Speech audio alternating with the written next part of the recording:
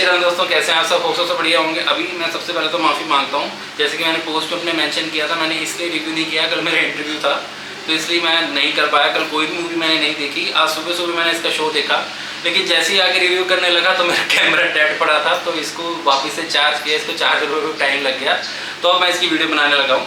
चलिए बात करते हैं मूवी के बारे में। मूवी से बारे में बात करने से पहले, मूवी का रिव्यू करने से पहले हम बात करेंगे श्री चित्तौड़ शंकर नायर जी की हिस्ट्री पे। देखिए, अगर किसी को हिस्ट्री नहीं सुननी हो स्किप करके आगे वीडियो पर देख सकता है मेन रिव्यू को। अब बात करते हैं, देखिए इनकी हिस्ट्री के बारे में। इनका जन्म हुआ था 11 जुलाई 1857 में केरला के पालकन जिले में मनकारा गांव में। इन्होंने अपनी स्कूलिंग की थी कोचिकोड स्कूल से, जिनसे फर्स्ट क्लास से पास हुए थे। उसके बाद इन्होंने अपने आर्ट्स कंप्लीट की चेन्नई के प्रेसिडेंसी कॉलेज से। उसके बाद इन्होंने 2 साल बाद मद्रास कॉलेज से अपनी लॉ कंप्लीट की। लॉ कंप्लीट करने के बाद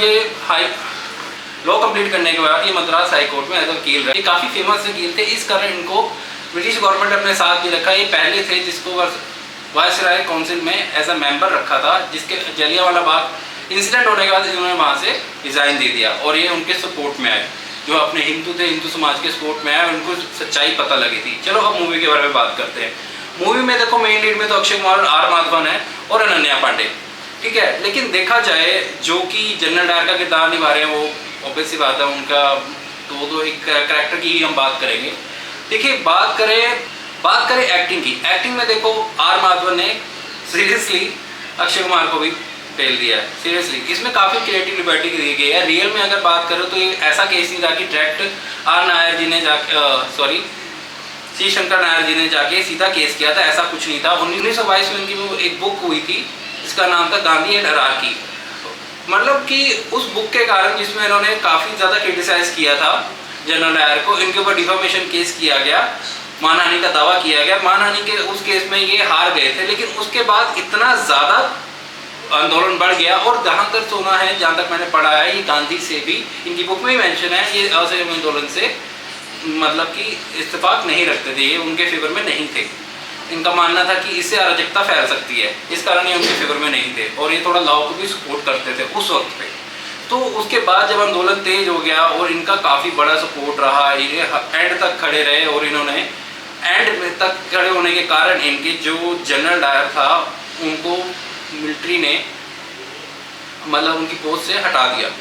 लेकिन उसके बाद भी जो काउंसिल थी, जो क्राउन था, उन्होंने इसको बहुत सपोर्ट किया। इनके जो सपोर्टर थे इनको अवार्ड भी दिया गया, उनको एक तलवार भी भेंट की गई थी। मतलब इतना हद तक दो करप्ट सिस्टम था जो अंग्रेज़ों का था, हमारे को बड़ा। और फिल्म में भी काफ़ी हद तक आप कभी देखोगे इसमें बड़ा अंग्रेज़ों को भी जस्टिफाई करने का काम किया गया है, जो एक्चुअल में नहीं था।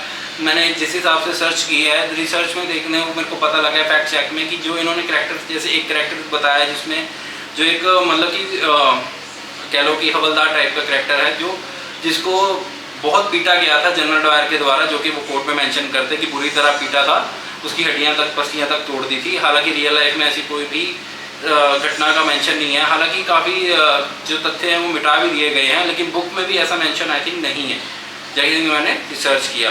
ये मूवी बनी है 2019 में रिलीज़ हुई book the case that shook the empire. और ये जो बुक लिखी गई है उनके ग्रैंडसन द्वारा लिखी गई है और उनकी बहू द्वारा।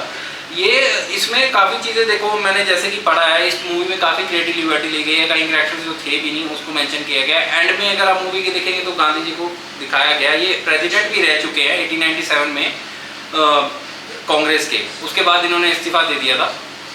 मतलब कहने का ये है कि काफ़ी हद तक मूवी में जस्टिफाई करने का, अंग्रेज़ों को जस्टिफाई करने का, जैसे कि एक चीज़ मेरे को बहुत ही बेकार लगी मूवी के अंदर, जो इसका ट्रॉमा दिखाया है बचपन का, जबकि ऐसा कोई चीज़ है ही नहीं तथ्य में। इन्होंने ट्रॉमा दिखाया है कि जो जनरल डायर था उसको बचपन में एक सरदार ने या कुछ हिंदू लोगों ने इसको टॉर्चर किया इनके हकलाने के कारण। उनके पिता भी एक हिंदू विरोधी थे, इस कारण इनकी मेंटल कंडीशन खराब हो गई। जनरल डायर की मेंटल कंडीशन खराब हो गई और इस कारण ये इतने ज़्यादा डिप्रेस थे, इन्होंने उस पर 1650 फायर कर दिए। वो भी कोर्ट में इनका बयान था कि भाई मैंने, अगर मेरे पास और होती गोलियां मैं तो भी चलाता, ये तो मेरी गोलियां खत्म हो गई थी, इस कारण मैं रुक गया। मेंशन किया गया है कि 358 लोग मारे गए थे, 358 से 400 लोग। रियल में अगर देखा जाए उस वक्त मुस्लिम और हिंदू मिला के और कम से कम 20,000 लोग थे और 10,000 लोग मारे गए थे। वो भी इन्होंने बाहर से सारा कुछ बंद कर दिया था, मतलब कि ये प्री प्लान था, बिल्कुल प्री प्लान था कि इतने लोगों को मारा जाएगा। इसमें कोई भी दो राय नहीं है कि ये प्री प्लान नहीं था, ये प्रॉपर प्री प्लान था। और हमारे उन देशभक्तों को, हमारे उन बलिदानों को मैं तो शत नमन करता हूँ कि इतना बड़ा बलिदान दिया। इन्होंने बच्चों तक को नहीं छोड़ा, छोटे छोटे बच्चे बच्चियाँ, फिल्म के स्टार्टिंग में भी वो चीज़ दिखाई गई है।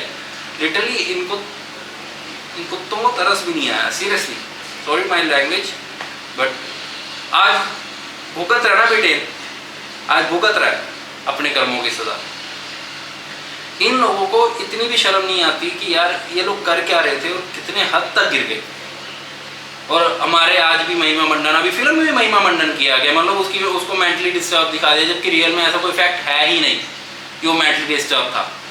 लिटरली ये चीज़ मुझे बहुत गलत लगी मूवी के अंदर। देखो आप लोग मूवी ज़रूर देखने जाना, just because of Chettur Shankar Nair ji के लिए और किसी भी चीज़ के लिए नहीं। उनकी हिस्ट्री जानना बहुत ज़रूरी है। देखो आज तक सबसे बड़ी विडम्बना की बात है कि हमें आज तक उनकी हिस्ट्री के बारे में पता भी नहीं था, और ये सबसे विडम्बना की बात है कि हमारी बुक्स से उनकी, जबकि वो कांग्रेस के प्रेसिडेंट रह चुके हैं, तब भी उनकी हमारी बुक्स में नाम तक नहीं थे, लिटरली नाम नहीं थे। मेरे को लिटरली उनके बारे में कोई नॉलेज भी नहीं थी, ना मैंने पढ़ा उनके बारे में। क्या विडम्बना है यार, सीरियसली। भगत, और मूवी में भगत सिंह जगह मानता हूँ तब वो 12 साल के थे जब ये क्या नाम है, जलियांवाला बाग हत्याकांड हुआ था। लेकिन एंड में तो मेंशन करता है ना हमारे वीरों के नाम। हालांकि एंड में सबके नाम दिखाए गए, मोस्टली लोगों के जिनको बीच में डेथ हुई थी, जिनके नाम पब्लिश हुए, जिनके नहीं हो पाए उनकी तो संख्या की बात ही नहीं है। नाले तक में दिखाया गया, फिल्मों में ये चीज़ दिखाई है कि नालों में भगा दिया, नदियों में बॉडीज को भगा दिया, क्योंकि रखने की जगह तक नहीं थी, इतने ज़्यादा लोग मरे थे। तो देखिए मूवी की बात करूंगा तो एक अनन्या पांडे को छोड़ के सभी की एक्टिंग अच्छी थी। एक जगह इन्होंने फेमिनिस्ट वाला भी टोपिया सा डाल दिया, जहाँ पे जब री अपील करने जाते हैं कोर्ट के डिसीजन को, और वहाँ पे होता क्या है, अक्षय कुमार आते हैं जब वो अनन्या पांडे को लड़का देखने आया होता सरदार, वो कहता है अनन्या पांडे को कि मेरी माँ कहती है कि लड़की कुछ ज़्यादा ही बोलती है, तो तुम मेरी माँ को किसी तरह मना लेना। तो अक्षय कुमार कहता है कि कल देख लेना ये कैसे बोलेगी।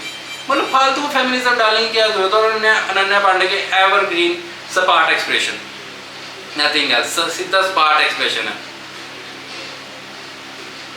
बस, और कुछ नहीं है।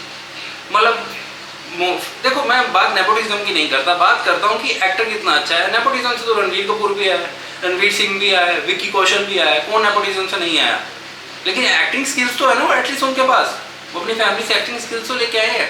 इसका लिटरली कोई है यार, करण जौहर की मूवी ऑब्वियस से बात है, नाम धर्मा काम करे धर्मा है उसके मोस्टली।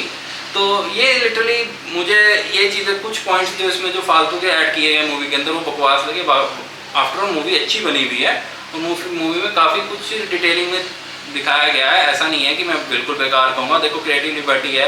आर माधवन का कैरेक्टर जो है वो एक फिक्शनल कैरेक्टर है, ऑब्वियसली बात रियल लाइफ में उसका कोई तथ्य है ही नहीं। तो ये एक मतलब कि फिक्शनल कैरेक्टर उनको क्रिएट किया गया है just because of courtroom drama as a movie present करने के लिए।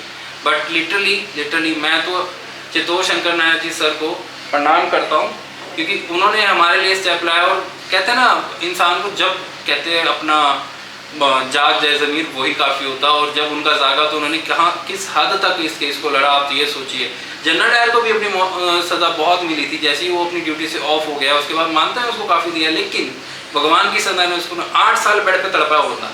8 साल किसे बोलते हैं, पैरालाइज्ड हो गया था, बार अटैक आए हैं उसको, भगवान माफ़ नहीं करते। ये चीज़ याद रखना, वो कर्म यहीं भोग के जाना पड़ता है, तो ये चीज़ हमेशा याद रखिएगा। बाकी ये रिव्यू आपको कैसा लगा ज़रूर बताना, लाइक एंड सब्सक्राइब करके प्लीज़ जरूर जाना। हम 3000 की फैमिली हो चुकी हैं, उसके लिए बहुत बहुत धन्यवाद।